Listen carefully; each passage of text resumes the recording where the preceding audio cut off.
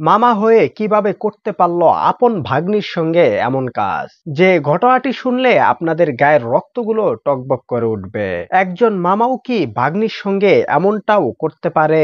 দর্শক শ্রোতা, এই আসামির আপনারা কি ধরনের সাজা আশা করেন কমেন্টে লিখতে থাকুন।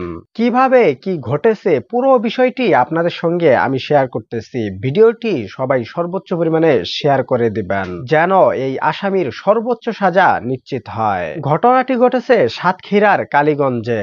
আপনারা স্ক্রিনে যে আসামিকে দেখতে পারতেছেন তার নাম হচ্ছে জগন্নাথ বিশ্বাস। সম্পর্কে সে মেয়েটির আপন মামা হয়। মামার বাড়িতে ভাগ্নি বেড়াতে যাবে, এটাই হচ্ছে স্বাভাবিক। তেমন ভাবেই জগন্নাথের ভাগ্নি কিছুদিন পর পর মামার বাড়িতে বেড়াতে যান, কিন্তু জগন্নাথও তার ভাগ্নির দিকে সবসময় ওই সকল নজরে তাকাতো।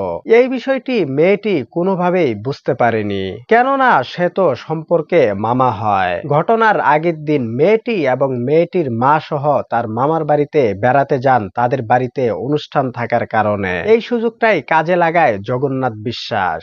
ঘটনার দিন বিকেল বেলা তার ভাগ্নিকে নিয়ে সে যায় সেই অনুষ্ঠানের মধ্যে।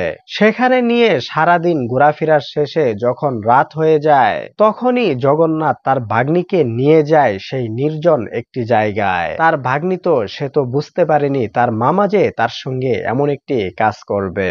রাত যখন গভীর হয় তখন তার ভাগ্নিকে নিয়ে সেই নির্জন জায়গাতে যায়। সেখানে গিয়ে তার শরীরের বিভিন্ন স্থানে টাচ করতে থাকে এবং তাকে বলে যে আসো আমরা দুজন ওই সকল কাজ করি। এই কথা শুনে তার ভাগ্নির মাথায় যেন আকাশ ভেঙে পড়বে। তখন সে কি করবে সে কোনো কিছু বুঝতে না পেয়ে তার মামাকে সে বলে, মামা আপনি আমার সঙ্গে এই সকল কি করতেছেন? আপনি তো সম্পর্কে আমার আপন মামা হন, তারপরেও কেন এমন করতেছেন আমার সঙ্গে? এই কথা বলতেছিল আর মেয়েটি কান্না করতেছিল, কিন্তু তারপরেও এই মামা কোনোভাবেই তার ভাগ্নিকে সে ছেড়ে দেয় না। সে তাকে জোর করে ওই সকল কাজ করে। তারপর সে তাকে বলে, এই বিষয়টি যদি কাউকে তুমি বলো তাহলে তোমাকে আমি দুনিয়া থেকে বিদায় করে দিব।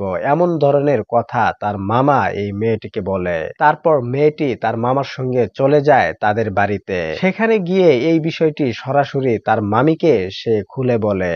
তারপর তার মামি এই বিষয়টি তার মাকে বলে। তার মা শোনার পর বিষয়টি নিয়ে থানায় মামলা করে। পরবর্তীতে পুলিশ এই জগন্নাথকে গ্রেফতার করে নিয়ে যায়। ভাবতে পারতেছেন একজন আপন মামা হয়ে কিভাবে করতে পারল নিজের ভাগ্নির সঙ্গে এমন কাজ? মানুষের মস্তিষ্ক এবং মানুষের রুচি এখন কোথায় গিয়ে দাঁড়িয়েছে? বর্তমান যুগে এসে আপনি কাকে বিশ্বাস করবেন, কাকে বিশ্বাস করে আপনার সন্তানকে ছেড়ে দিবেন? সে যদি হয় এরকম মানুষরূপী হায়না, তাহলে কেমনটা হবে?